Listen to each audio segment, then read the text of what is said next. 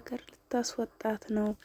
ቀደም ብላ እንግዲህ ይሄን ነገር አስባበታለች። ሁሉንም ወንጀሎች ስትሰራ ያው ሁሉንም ነገር አዘጋጃታለታለች። እንግዲህ ፓስፖርት የጣሊያን ፓስፖርት አውጥቼልሻለሁ እና እዛ ትምህርት እድልም አመቻችቼልሻለሁ እያለቻት ነው እንግዲህ። ምክንያቱም አሁን ላይ ሩት በጣም እየፈራች ነው። ምክንያቱም እየተፈለገች ነው በፖሊሶችም በሌላ ሰዎችም እና እኔ ከተያዝኩ ልጄንም ያጠቁብኛል፣ ይጎዱብኛል ብላ እያሰበች ስለሆነ እና በጣም እየፈራች ነው። አሁን ላይ ከሀገር መውጣት አለብሽ እያለቻት ነበረ።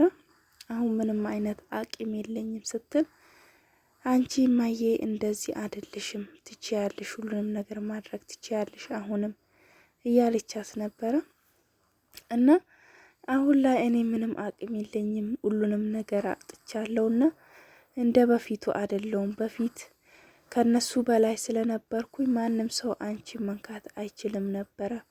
አሁን ግን እኔ አልችልም።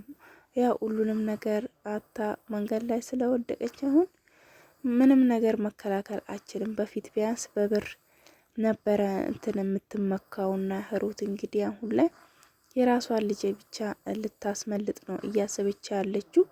ዮአዳን እንግዲህ ስንት ችግር ውስጥ ከታታለች። ስለ እሷ ምንም ነገር ሀሳብ የላትም። ለነገሩ እሷ ብዙ ችግሮችን እሷ ላይ ስታደርስ ስለነበረ አሁንም ደግሞ ስለ እሷ ግድ እየሰጣት አይደለምና እና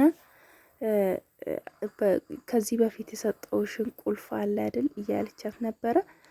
አዎ ብላ እንግዲህ ያ ቁልፍ እኔና አባትሽ ባንኖር ብለሽ አስቢ እስኪ ምን ታደርጊያለሽ ካጠገብሽ ስትላት ነበረ። እንደዚህ አይነት ነገር አትበይ ስትላት ነበረ እንግዲህ ሊዲያ ከዚህ በፊት እና ብሩም ፓስፖርትም ሁሉንም ነገር አመቻችታ እንግዲህ አስቀምጣላታለች ሩት ለልጇ እና በሌላ በኩል ደግሞ ዮአዳንም እንግዲህ ይሄ ቤት ሳሚን የሆነ ቦታ አብረን መሄድ እንችላለን እያለችው ነበረ። ችግር የለውም እንሄዳለን ብሎ ነበረ እንግዲህ ሳሚ።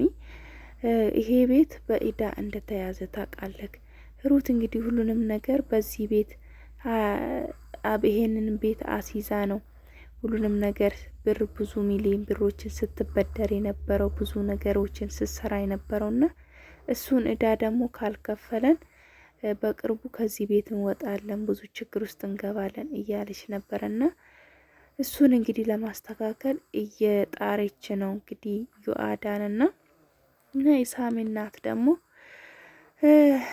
አበጀሽ እንዴት ለልጅሽ ግድ አይሰጥሽም? አንቺ ከፍ ዝቅ አርገሽ እንደዛ በሰው ፊት አዋርደሽ ዛሬ ደግሞ ስለሱ ደህንነት ትጠይቂኛለሽ እንዴ ስትላት ነበር። አበጀሽ ስላልተጠየቅሽው ነገር አትዘባርቂ፣ ሰላም ነው ወይ እንዴት ነው ብቻ ነው ያልኩሽ ስትላት ነበረና እንግዲህ የሳሚ እናት እና የሳሚ እናት በፊት ሳሚ ምን እንዳላት ስታስታውስ ነበረ።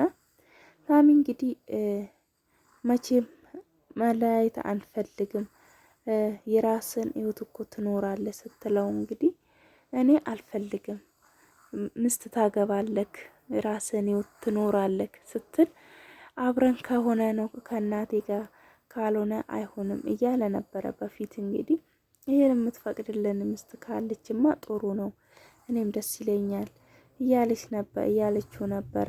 ነገር ግን አሁን ላይ እንግዲህ እኔ አንተ የራስን ህይወት ኑር ከዚህ በኋላ እናት የለህም ብላው ነበረ። እንግዲህ ከዙ አዘንም ወጥቷል። አሁን ሳሚ ጥሩ ሁኔታ ላይ ነው ያለው። ያቺ ቤዛ የምትባለዋ ሴት እንግዲህ ሁሉንም ነገር አስረግጣ ነግረዋለች። እሷም የሆነ ወንጀል ውስጥ ብትኖሩ ነው እያለች ነበረ ውዶቼ።